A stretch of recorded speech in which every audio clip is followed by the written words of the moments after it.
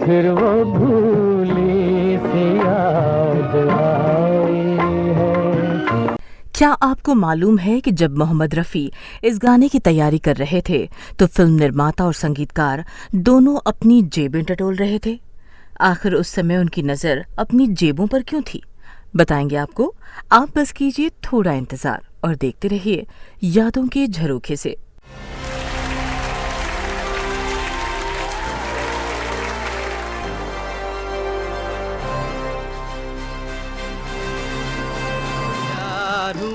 इकरार हुआ है। आपके पाँव देखे, इन्हें जमीन पर मत उतारिएगा।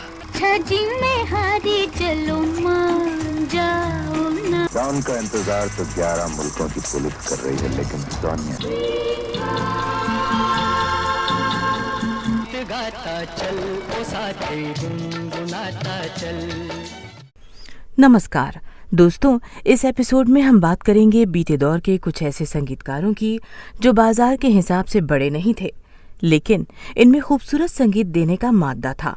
पैसों से ये कमजोर थे, लेकिन गुणवत्ता में ये बहुतों से आगे थे। इनकी फिल्में ज्यादातर बी ग्रेड की होती थीं, लेकिन कभी कभी इनके बनाए गाने बड़े बड़े संगीतकारों को मात दे दिया करते थे। पास बैठो तबीयत बहल जाएगी, मौत भी। जाहिर है थैली से कमजोर ऐसे संगीतकारों का तब एक ही ठिकाना हुआ करता था, और वो ठिकाना था मोहम्मद रफ़ी का घर। में दिल तेरी दुहाई है। तो आइए सबसे पहले बात करते हैं संगीतकार जोड़ी सपन जगमोहन की। दरअसल संगीतकार सपन का पूरा नाम है सपन सेन गुप्ता और संगीतकार जगमोहन का पूरा नाम है जगमोहन बख्शी। सपन जगमोहन ने फिल्मों में अपना करियर शुरू किया था बतौर कोरस सिंगर्स 50 के दशक में। दोनों गायक संगीतकार सलील चौधरी के म्यूजिक ग्रुप में शामिल थे। बतौर संगीतकार सपन जगमोहन का करियर शुरू हुआ था 1962-1963 के आसपास। संगीतकार आर.डी. बर्मन ने भी लगभग इसी समय अपने करियर की शुरुआत की थी। तो हुआ ये कि जब सपन जगमोहन बतौर संगीतकार मैदान में उतरे तो उन्हें जल्द ही पता लग गया कि फिल्मी दुनिया के बड़े बड़े और जमे हुए नामी गिरामी संगीतकारों को चुनौती देना आसान नहीं है। दोनों कुछ दिन हाथ पांव मारते रहे और जैसे तैसे अपना काम चलाते रहे। दोस्तों, जैसे सबके दिन फिरते हैं वैसे ही उनके भी दिन फिरे। उन्हें फिल्म निर्माता सदाशिव राव ने अपनी फिल्म बेगाना में संगीत देने का मौका दे दिया। संगीतकार सपन जगमोहन के लिए ये एक बड़ी बात थी। वो चाहते थे कि इस मौके का पूरा फायदा उठाया जाए और बेगाना में ऐसा संगीत दिया जाए कि लोग वाह वाह कर उठे। उन्हें लगता था कि अगर बेगाना के गाने हिट हो गए तो उनके लिए आगे का रास्ता भी खुल जाएगा। बेगाना पर काम शुरू हो गया था। इसके संगीत पर भी बातचीत चल रही थी। संगीतकार सपन जगमोहन चाहते थे कि वो हाथ आए इस मौके को जाने न दें और फिल्म में विलक्षण संगीत दें। दोनों के सामने दिक्कत ये थी कि फिल्म निर्माता का बजट कम था। ऐसे में किस गायक से बात की जाए? 60 के दशक में सभी गायकों के भाव बढ़े हुए थे। उनके पास जो बजट था उसमें बस वो मदद का आग्रह लेकर मोहम्मद रफ़ी के पास ही जा सकते थे। मोहम्मद रफ़ी से उनकी आस इसलिए भी थी क्योंकि एक दशक पहले किशोर साहू की फिल्म हेलमेट में जगमोहन मोहम्मद रफ़ी के साथ एक गाना गा चुके थे। घिर घिर आए बदरवारे भैया। हैमलेट आई थी 1954 में। तो उसी पुरानी जान पहचान के आधार पर संगीतकार जगमोहन अपने जोड़ीदार सपन को लेकर मोहम्मद रफ़ी के पास जा पहुंचे। उम्मीद थी कि मोहम्मद रफ़ी उनके लिए कुछ न कुछ जरूर करेंगे। फिर मोहम्मद रफ़ी के घर पहुंचकर संगीतकार सपन जगमोहन ने मोहम्मद रफ़ी को अपनी धुन सुनाई। मोहम्मद रफ़ी को उनकी धुन पसंद आई। मोहम्मद रफ़ी उनके लिए गाने को तैयार हो गए और फिर उन्होंने जो गाया वो इतिहास बन गया।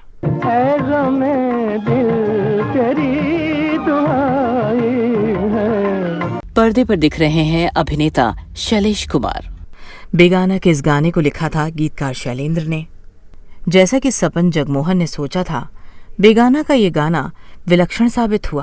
आँखों में बूंद भर जो पानी है। संगीतकार सपन जगमोहन इस गाने को रचकर अमर हो गए। प्यार की यही निशानी है। दोस्तों 1963 में आई फिल्म बेगाना में मुकेश, महेंद्र कपूर और मन्ना डे ने भी गाया है।